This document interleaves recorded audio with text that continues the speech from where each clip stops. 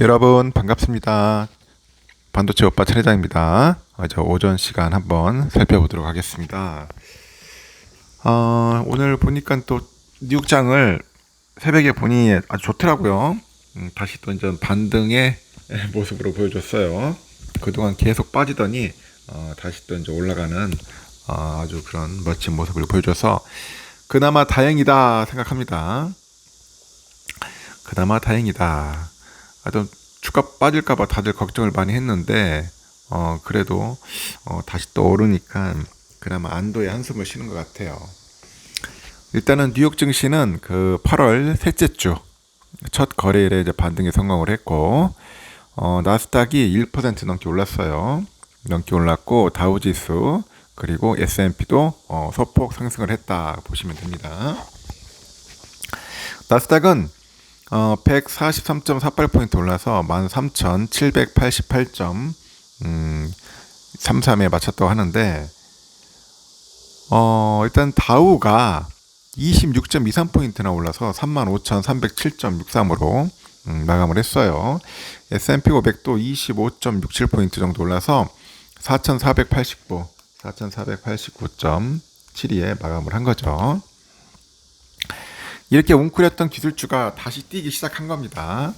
시작을 했고 엔비디아는 새로운 AI 칩 출시를 앞두고 있어요. 월가의 호평이 이어지다 보니까 이날 하루 만에 한 7.09% 급등을 했습니다. 7.09%나 급등을 했다. S&P 500의 그 정보기술 부분이 1.9% 상승을 했고 통신 서비스 부분도 한 1% 상승을 했어요.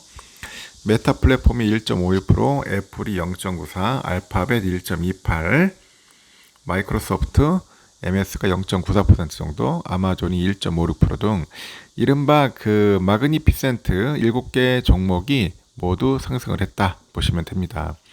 하지만 이 테슬라가 이날 모델 Y 차량 가격을 대당 $1,900 정도 인하한다고 발표하니까 1% 이상 또 빠져요.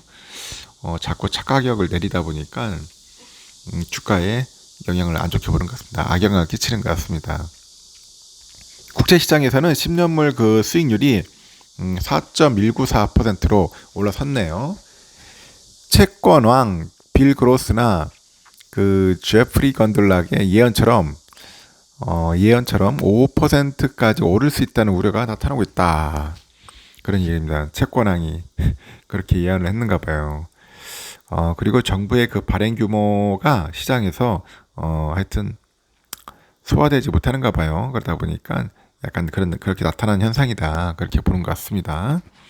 뭐 상태가 안 좋다고 보면 돼요. 채권. 8월 초부터 시작된 그 지수 정체를 두고요. 증시가 좀 꺾였다는 쪽이 있어요. 꺾였다.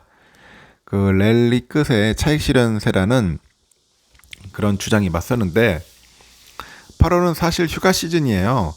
통상적으로 약세 또는 휴식 장세를 연출해 왔다는 그런 지적에 설득력이 있고 지난주 S&P 500하고 나스닥은 각각 0.3%, 1.9% 하락을 했는데 나스닥 컴포지트는 올해 2주 연속 하락세를 기록합니다. 그때 다우지수가 지난 5주 가운데 그 네 번째 주에는 0.6% 정도 상승하기도 했고요. 실적 장세에 영향이기도 합니다. 이렇게 다우 지수에 속한 기업 중에 이번 주에 홈디포하고 타겟, 월마트 등 내수 소비재들이 실적을 내놓습니다. 7월 소매 판매 데이터도 내일 15일 오전에 나오고요. 지난주 인플레이션 보고서는 소비자 물가 지수의 경우 예상을 하회했는데 생산자 물가 지수는 예상을 웃돌았습니다. 에너지하고 곡물가가 그 도매 물가에 영향을 주고 있기 때문이라는데 어쨌든 간에 3에서 4%대 인플레는 연방준비제도의 목표치인 2%를 상회하고 있다. 그런 이야기를 하고 있죠. 오펜하이머의 그 수석 투자 전략가가 그러는데요. 7월 31일 이후에 그 지수가 하락세를 나타낸 것은 우리에게 강세장의 끝이 아니라 새로 고침이 발생했을 가능성을 남긴다. 그런 이야기를 하는데 지수 상승의 일시중지가 나타난 것이다. 이어서 지난해 과매도 시장 상황에서 올해 상반기에 강세장이 나타났고 늦여름의 하락세는 상승장의 끝을 알리기보다는 차익 실현을 통해 가지고 시장이 건전해지는 계기가 될 거다. 그럽니다. 건전해지는 계기가 될 거다. 제약사 일라이릴리의 그 최근 주가 상승세는 사상 최고치에 다다르고 있네요. 투자은행 UBS가 일라이릴리 주가가 올해 50% 이상 이제 상승을 해가지고 주당 542달러를 넘어서서 사상 최고치를 기록을 했는데 앞으로 더 많은 상승 여력이 있을 거로 봅니다. 하여튼 낙관론은 이 제약사가 개발한 체중 감량, 이 체중 감량 약물 때문이에요. 약물 때문이다. 뱅크 오브 아메리카가 이날 보니까 딕스 스포팅 굿즈 그 실적 발표에 앞서서 호평을 하다 보니까 주가가 3% 이상 상승을 하고요. 지금 애널이 그러는데요. 이 스포츠 용품하고 의류 관련 소매 체인업 이 업체가 소비자 가치 평가의 반등으로 주가를 낙관할 수 있다고 평가를 하는 것 같아요. 보니까 이 체인점의 고객들의 가계 그 소득 중간값인 그 다른 체인에 비해서 더 높기 때문에 학자금 대출 상한이 제기되더라도 오히려 딕스가 경쟁사보다도 더 영업이 늘 수 있다는 분석이고요. 이 딕스는 건강이나 운동에 관심이 많은 그 중산층 이상이 이용하는 그 고급 소매 체인이라는 얘기죠. 투자은행 웰스파고가 하와이의 그 마우이의 산불을 직면한 위험으로 지적하면서 이날 하와이안 일렉트릭 주가가 30% 이상 폭락을 했네요. 웰스파고는 주식에 대한 목표 가격을 확연히 늦췄고 그 잠재한 추가 위험이 더 드러날 것이다. 그런 이야기도 하는 것 같습니다. 뭐 그렇게 썩 좋지는 않은 것 같고요. 하여튼 그 반도체 쪽 보니까 상당히 많이 올랐어요. 엔비디아가 갑자기 또 폭등을 했네요. 그동안 막 지지부진하더니 계속 빠지더니 모처럼 한번 신나게 좀 올라줬습니다. 좀 많이 빠질 때는 좀 답답했죠.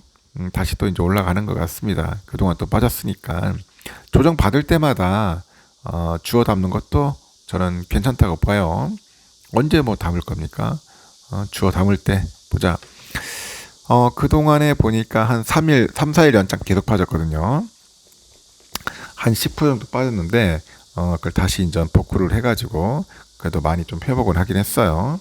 437달러까지 다시 이제 올라갔습니다. AMD가 한 4.1% 정도 올랐고요. 브로드컴이 한 2.93% 정도, 마이크론 6%. 마이크론이 요즘 또 많이 슈팅을 해버렸네요. 마이크론.